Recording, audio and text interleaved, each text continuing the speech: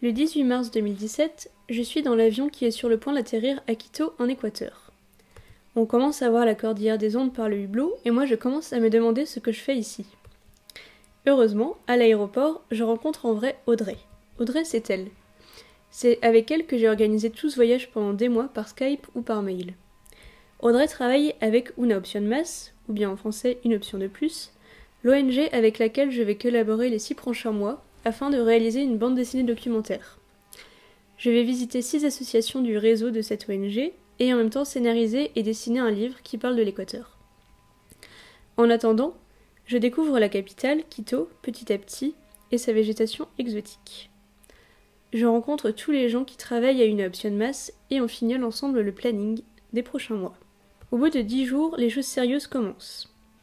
J'ai une première association à visiter à Quito, puis j'irai sur la côte pacifique à San Vicente, puis à Muisne, puis à Tena dans la jungle, à Guayaquil dans la mégalopole et enfin dans les Andes à Saraguro. Je commence donc par prendre un bus. Du centre-ville de Quito, je passe au nord et à ces quartiers dits sensibles et défavorisés. J'y découvre ma première association, qui s'appelle Equasol. Je vais y rester 2 semaines. Ce qu'on voit ici, ce sont les rues qui entourent l'association. Voilà une vue du bus qui va tous les matins à l'association, et voilà une vue du quartier.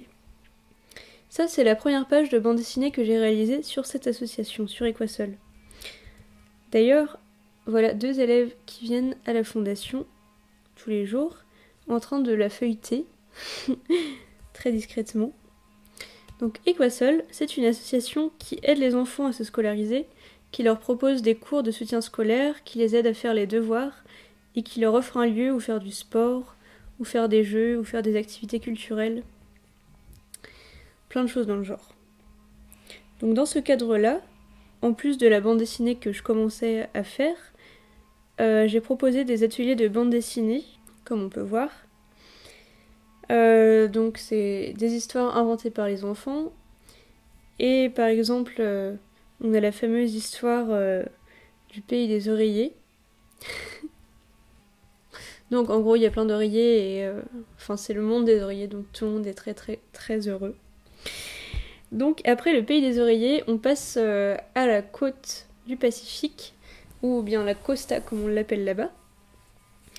On arrive à l'association qui s'appelle Futuro, c'est mon association numéro 2, et c'est une ludothèque.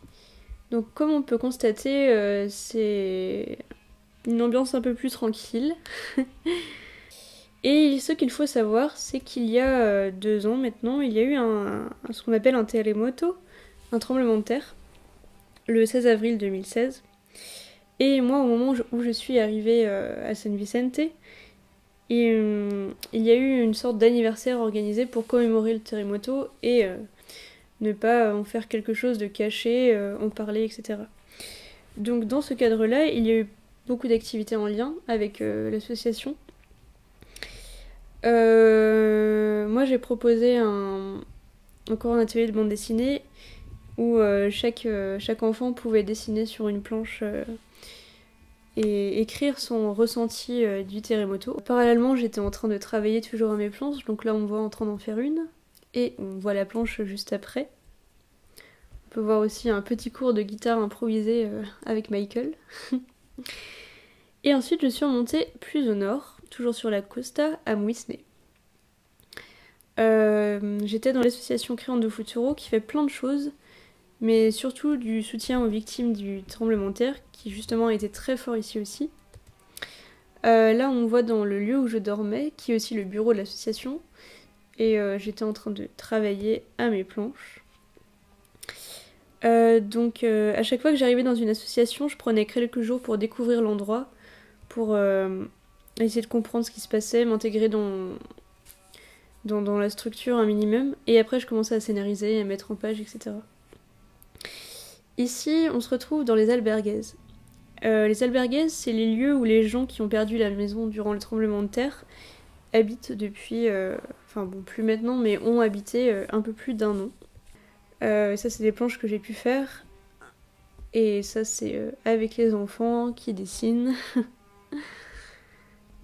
Voilà, donc on peut constater que c'est des gens vaillants qui gardent le sourire. Et on arrive ensuite dans la jungle, à Patou Solidarité.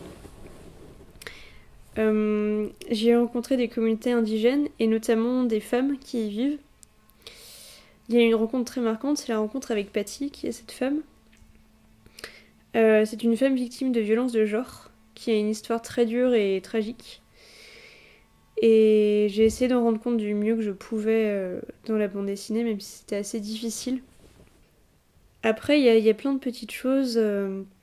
Là, par exemple, c'est Myriam, la présidente de l'association, qui est justement très amie avec Patty. Donc l'association aide les femmes victimes de violences, donc, mais aussi les enfants à acheter des fournitures scolaires. Il y a un système de parrainage qui est en place, etc.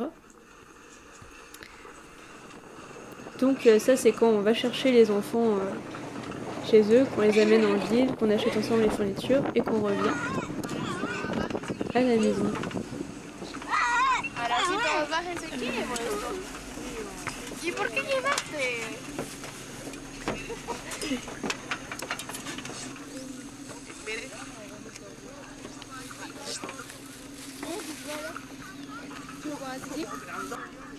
Donc voilà, c'est pour donner un petit aperçu des communautés indigènes locales, tout près de la ville de Tena. Il faut savoir que quasiment tout le monde se balade avec une machette à la main. C'est assez impressionnant les premières fois, mais on s'y fait. Donc ensuite, changement radical de décor. On arrive à Guayaquil, qui est la capitale économique du pays. Là, c'est quelques vues du centre-ville qui est assez somptueux à certains endroits. Donc j'y allais pour visiter mon avant-dernière association. Et pour cela, il me fallait descendre dans le banlieue sud de la ville. Donc l'association s'appelle Clavel et Soul. Bon, je trouvais ça assez intéressant de montrer l'énorme décalage entre le centre-ville et le quartier où j'habitais qui est un peu moins reluisant, le voilà. Et c'est la première fois que j'habitais avec une famille équatorienne, donc c'était super. Là, au milieu de la photo, c'est Alan, c'est un adolescent qui a 16 ans, maintenant 17 d'ailleurs, et il habite avec sa famille dans le sud de Guayaquil. Son rêve, c'est d'être musicothérapeute, et il est à l'association Clavel des Sourds, qui est une école de musique. Voilà, donc on peut apprendre les instruments de musique, et puis quand on atteint un niveau suffisant, on peut être prof à son tour. Il y a tout un système de bourses pour ne pas avoir à payer les cours, enfin c'est super bien organisé. Plein de concerts qui sont organisés, etc. Donc là c'était encore un petit atelier de bande dessinée. Et ensuite nous arrivons déjà à la dernière association qui s'appelle Machipierre et qui est dans les Andes, dans le petit village de Saraguro. C'est un lieu très agréable.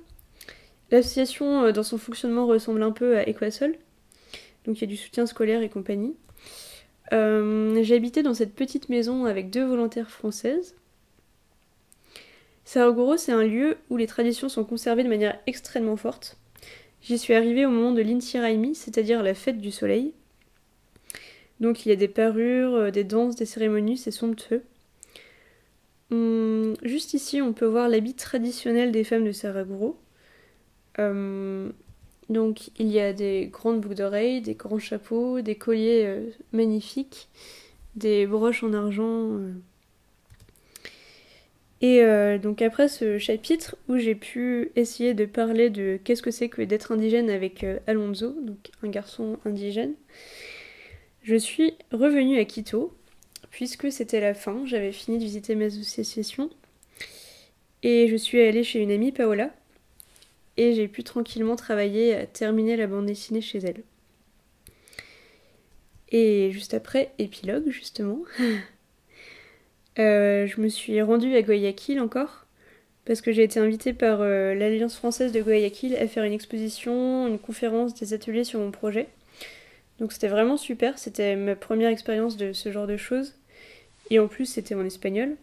Ça m'a vraiment permis de faire le point sur mon projet, et le fait d'en parler, de le partager, de me rendre compte que j'étais allée jusqu'au bout. Enfin bon, il reste à le faire publier, mais ça c'est une autre histoire. Et c'est plus ou moins en cours, donc c'est bien. Et voilà, on arrive déjà à la fin. Ça c'est la dernière page de la bande dessinée. Comme on peut voir, la dernière phrase c'est « je reviendrai » et ça me semble être une bonne conclusion. Et voilà, merci d'avoir regardé cette vidéo et merci à la Bourse du Voyage Solidaire à Vie Internationale.